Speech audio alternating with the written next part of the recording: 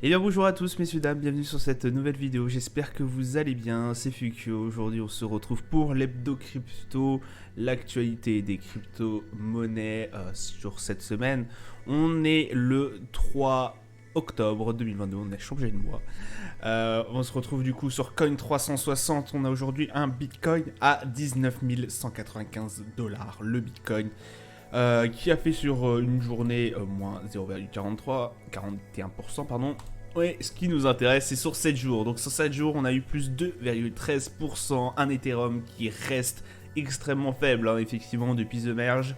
1291,74$, le Solana à 32,24$, on a un Avalanche à 16,69$, hein, qui plonge lui aussi à moins 3,97%. C'est extrêmement faible.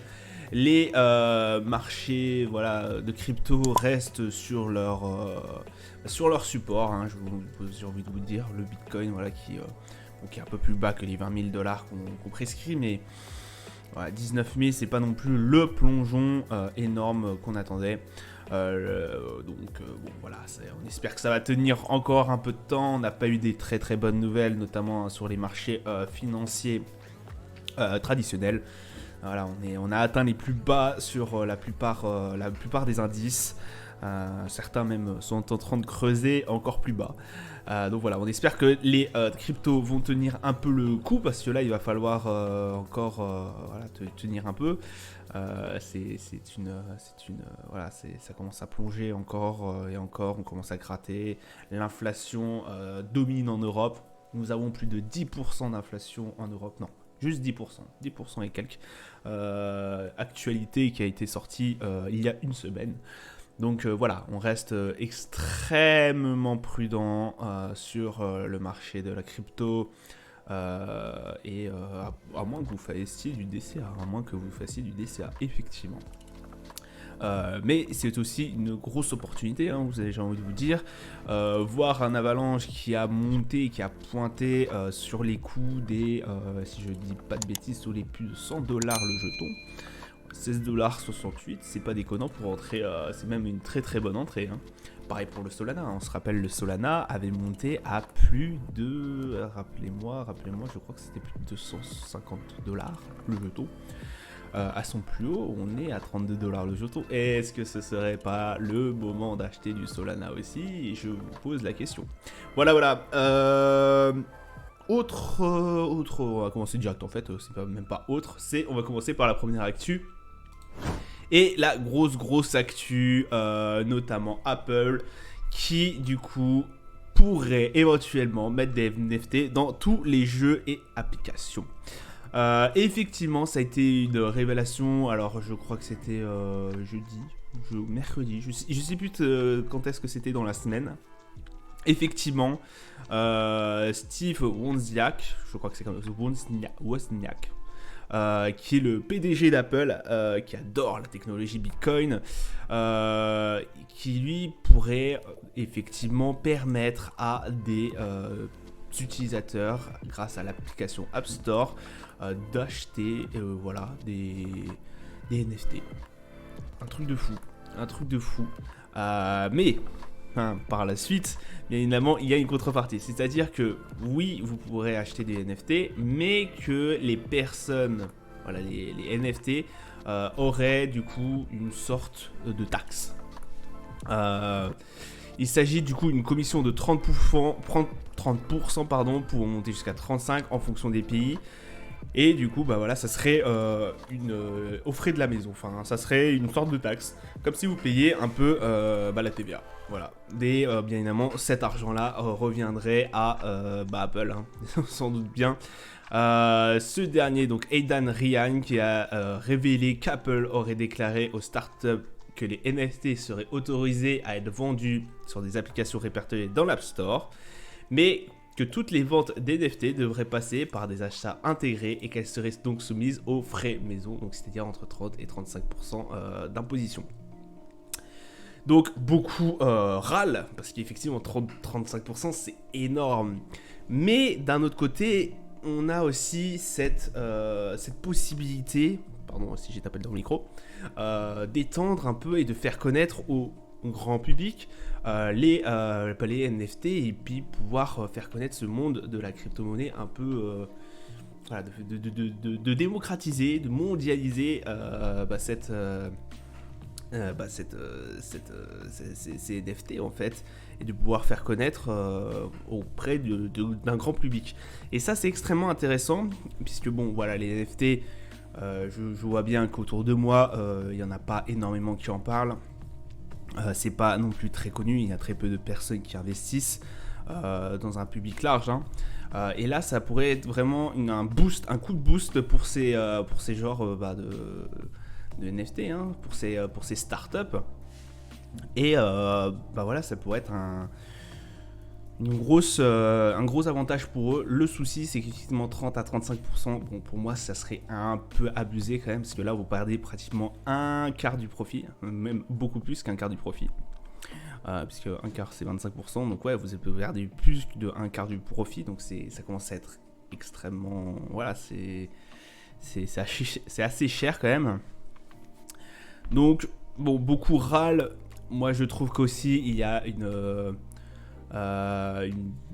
position qui pourrait être intéressante. Alors pour Apple, de toute façon va se goinfrer là-dessus, parce que bon 30-35%, autant vous dire que c'est du pain béni pour eux, parce qu'ils ont juste à le mettre sur l'App Store, hein. Pour eux ça leur en quelques clics c'est fait.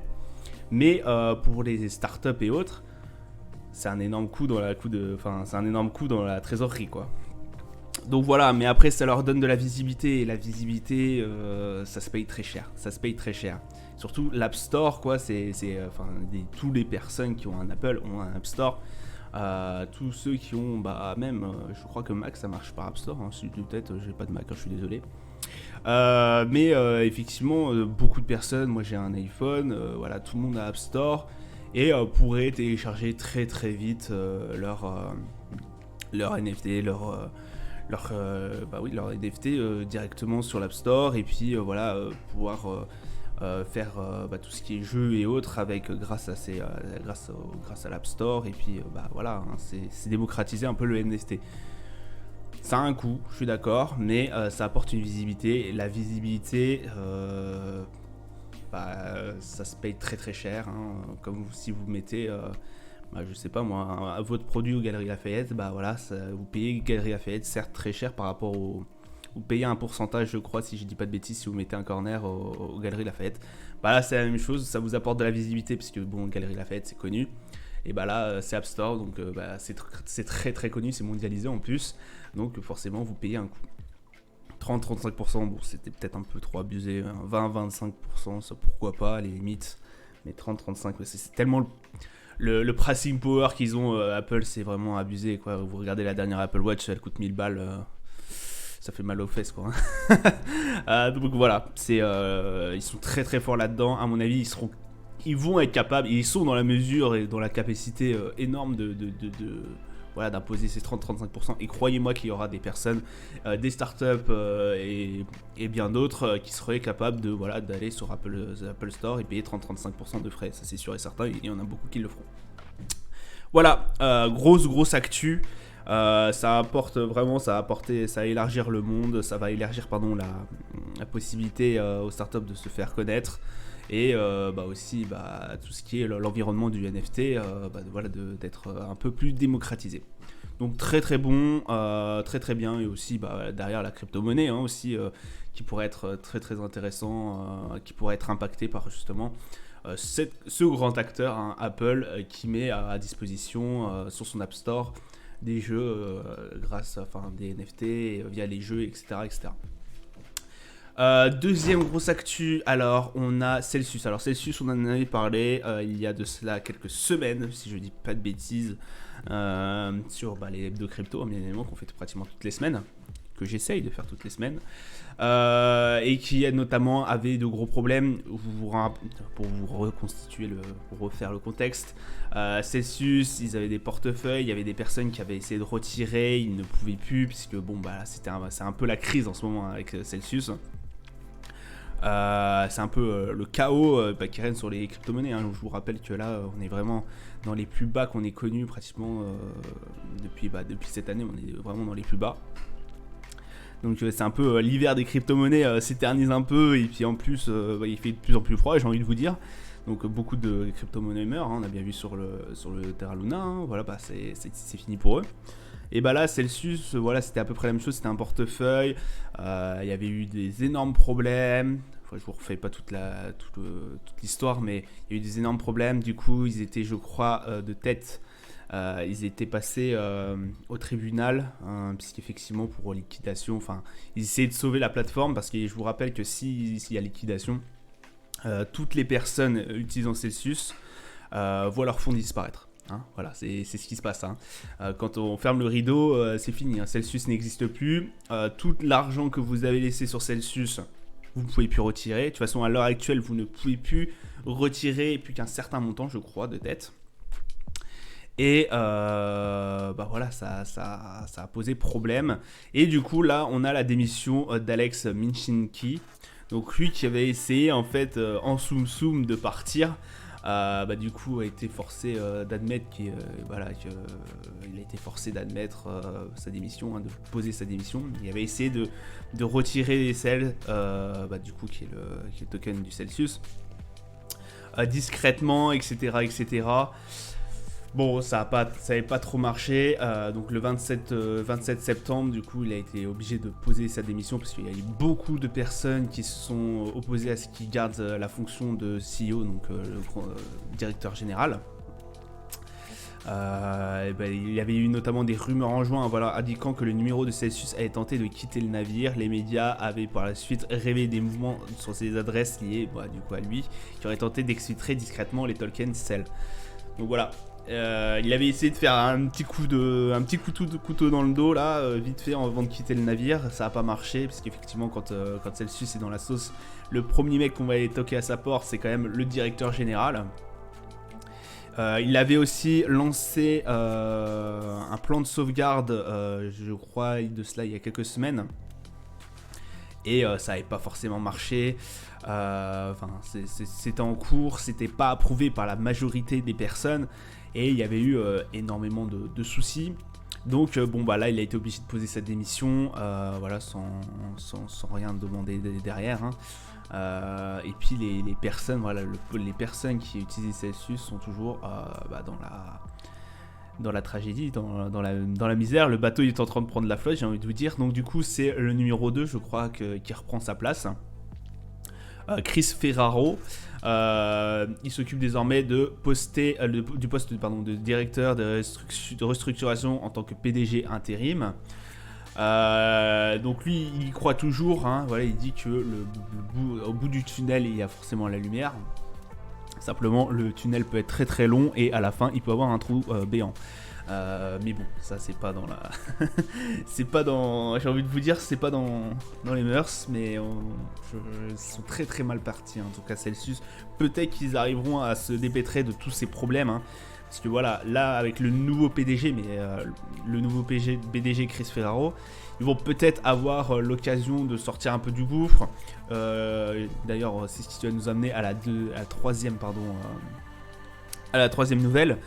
Voilà, je veux revenir, l'ex-PDG, voilà, il était vraiment dans la tourmente, il y avait beaucoup de détracteurs contre lui, beaucoup de personnes qui n'avaient plus confiance en lui, et qui voilà, c'est pour ça qu'il a été notamment poussé, après longtemps, poussé à la porte. Donc voilà, on espère que Celsius va quand même reprendre un peu du galon, qu'il va reprendre un peu un souffle, que cet hiver de crypto, bon, et l'hiver aussi qu'on voit sur les marchés financiers, trad, vont s'arrêter au plus tôt, mais bon, j'en doute fortement. Il y a beaucoup de choses qui posent problème, notamment l'Ukraine. Vous voyez là, c'est en train de monter là. C'est en train de monter en Ukraine, c'est waouh, ça va être foufou là bientôt. Donc ça risque d'être extrêmement compliqué, mais bon, voilà, on espère quand même que Chris Ferraro va réussir à redresser Celsius. Après, voilà, on lui souhaite bonne chance. Ce qui nous donne aussi lieu à la troisième et dernière actualité, c'est que notamment Celsius ne réclamera pas de remboursement sur les emprunts. Donc voilà, vendredi, dans un communiqué, Celsius a indiqué qu'il ne réclamerait pas de remboursement pour les emprunts de ses clients. notamment grâce à le chapitre 11 de la loi des faillites aux États-Unis. Bon, ça peut être une bonne nouvelle, hein, mais bon, il y a certains clients de la plateforme qui gagnent au change, certains qui n'y gagnent pas, pardon.